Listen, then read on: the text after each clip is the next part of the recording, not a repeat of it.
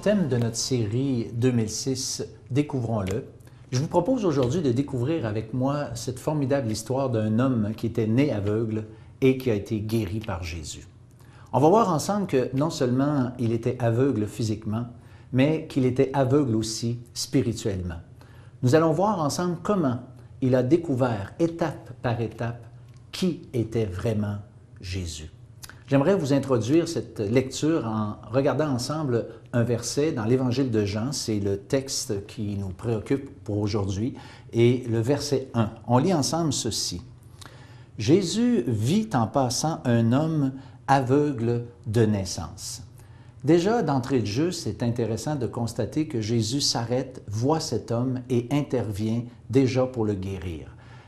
Jésus s'intéresse à chacun d'entre nous. Jésus s'est intéressé à cet homme comme il s'intéresse à chacun d'entre nous. Et ce qui est encore plus surprenant dans l'histoire, c'est que Jésus a guéri cet homme sans que ce dernier ne demande quoi que ce soit. Un geste gratuit, quoi. Je vous propose un verset de la Bible qui nous montre comment il a guéri cet homme. C'est assez particulier, c'est assez original, et on va le lire ensemble de quelle façon Jésus s'est pris pour guérir cet homme. Après avoir dit cela, « Je suis la lumière du monde », il cracha à terre et fit de la boue avec sa salive. Puis, il appliqua cette boue sur les yeux de l'aveugle et lui dit, « Va et lave-toi au réservoir de Siloé. » Il y alla, se lava et, s'en retournant, voyant clair. Eh bien, la première étape de cette histoire, de la découverte qu'il a fait de Jésus est la suivante. C'est que d'abord, il faut dire qu'il a subi un interrogatoire incroyable de la part de tous ceux qui l'entouraient. Et la première question qui lui a fait découvrir un aspect de Jésus est la suivante. « Comment tes yeux ont-ils été ouverts ?» lui fut-il demandé.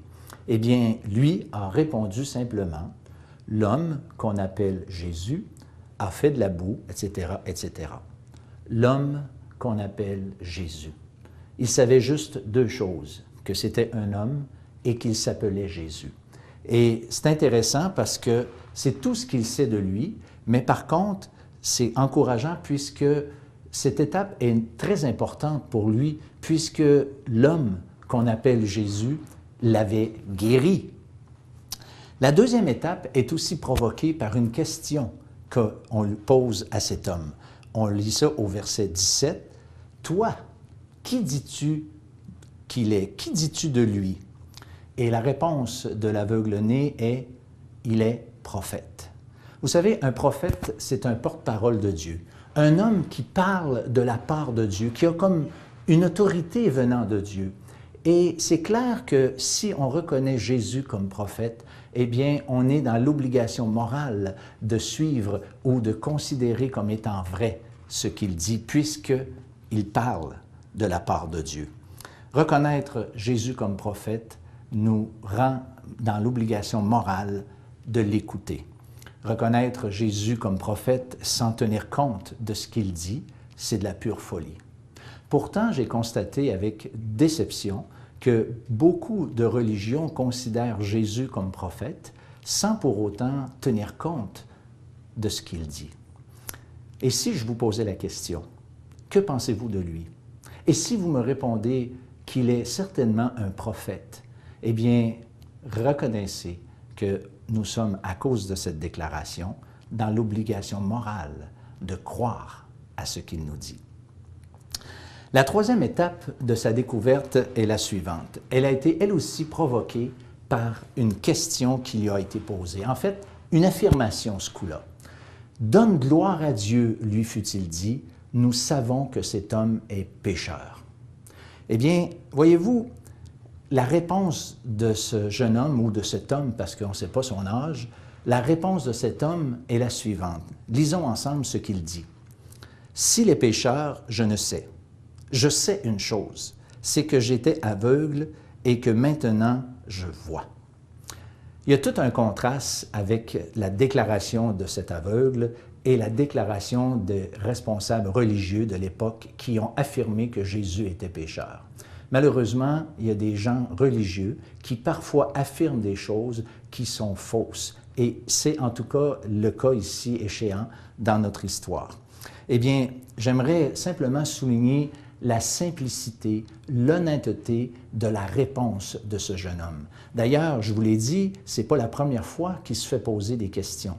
Et par exemple, lorsqu'on lui a demandé où était Jésus, il n'y a pas eu une grosse théorie, il a simplement répondu qu'il ne le savait pas.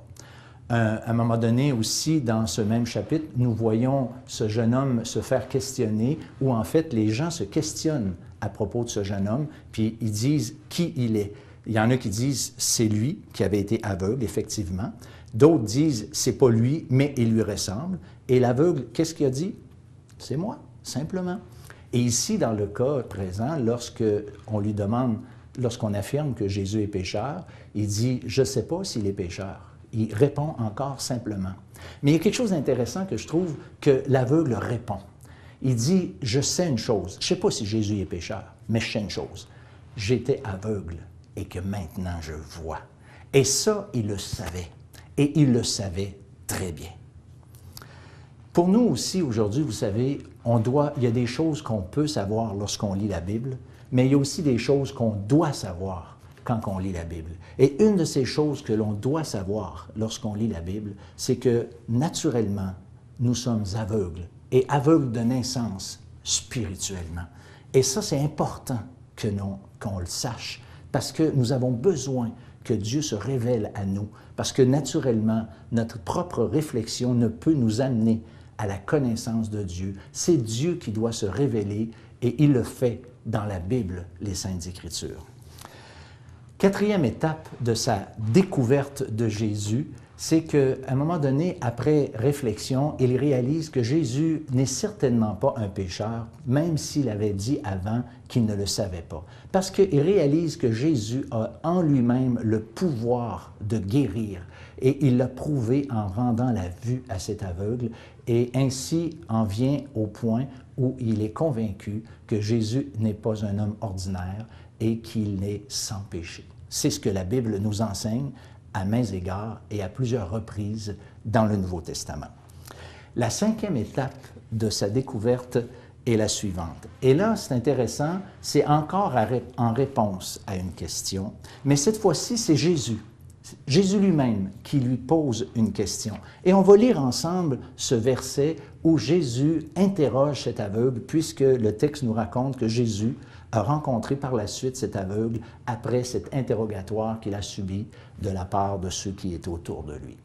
On lit ensemble au verset 35 jusqu'au verset 38. « Crois-tu au Fils de Dieu? » Il répondit, « Et qui est-il, Seigneur, afin que je croie en lui? » « Tu l'as vu, lui dit Jésus, et celui qui te parle, c'est lui. » Et il dit, « Je crois, Seigneur. » Et il l'adora. Au départ, cet homme croyait simplement que Jésus était un homme comme les autres. Il en est venu à comprendre qu'il était prophète, à réaliser qu'il n'était pas pécheur. Et finalement, il le reconnaît comme étant le Fils de Dieu.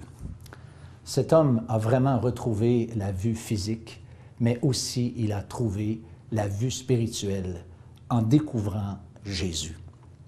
Cet homme était aussi aveugle spirituellement parce qu'au départ, il n'avait pas découvert Jésus.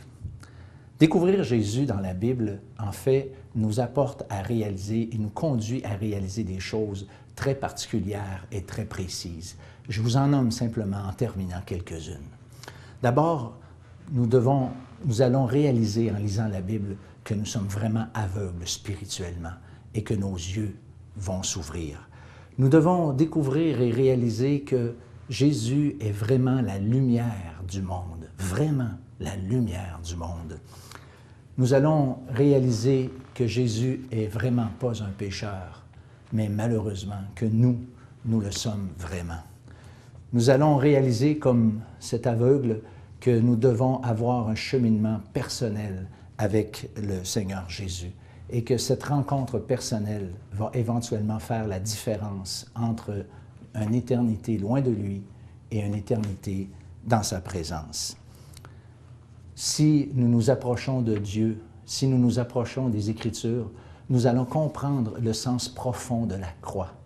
Cette parole que Jésus a dite lorsqu'il était là, crucifié, « Mon Dieu, pourquoi m'as-tu abandonné? » Eh bien, vous allez réaliser que c'est à votre place, c'est votre nom qui est la réponse à cette question.